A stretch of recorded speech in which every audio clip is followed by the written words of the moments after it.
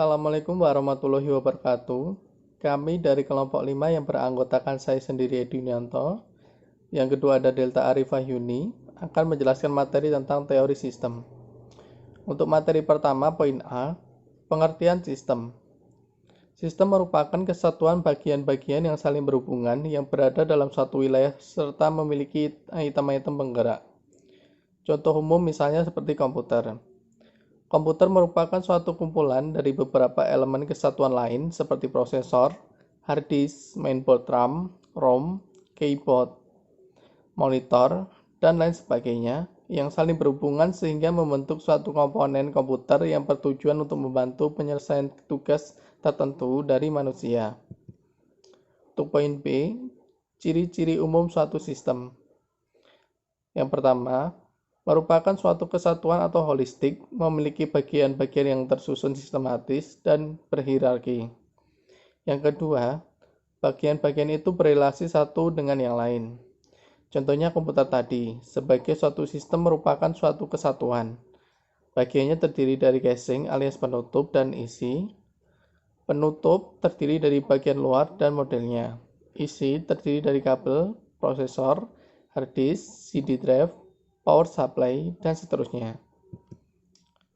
Untuk poin C, landasan teori sistem.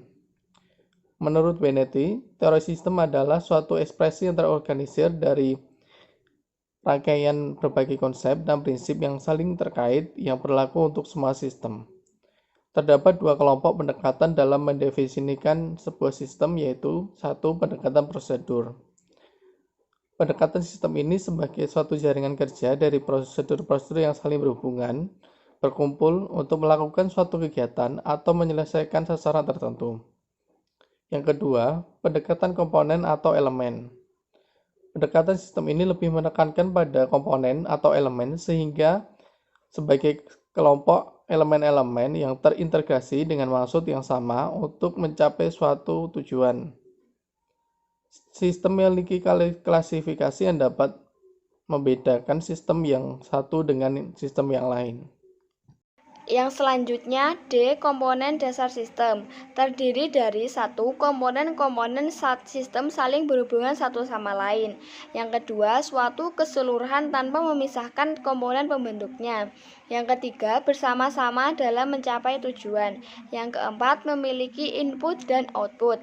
Yang kelima, terdapat proses yang merubah input menjadi output. Yang keenam, terdapat aturan. Dan yang ketujuh, terdapat subsistem yang lebih kecil. Yang selanjutnya, E. Langkah-langkah analisa sistem. Yang pertama, tentukan input dan output dari sistem. Kedua, tentukan proses yang dilakukan di tiap-tiap tahap. Yang ketiga, rancang perbaikan sistem dan lakukan pengujian. Yang keempat, buat rencana kerja dan penunjukan tenaga. Dan yang kelima, implementasikan dan penilaian terhadap sistem yang baru. Terima kasih, sekian dari kelompok kami. Apabila ada kurang lebihnya, mohon maaf. Wassalamualaikum warahmatullahi wabarakatuh.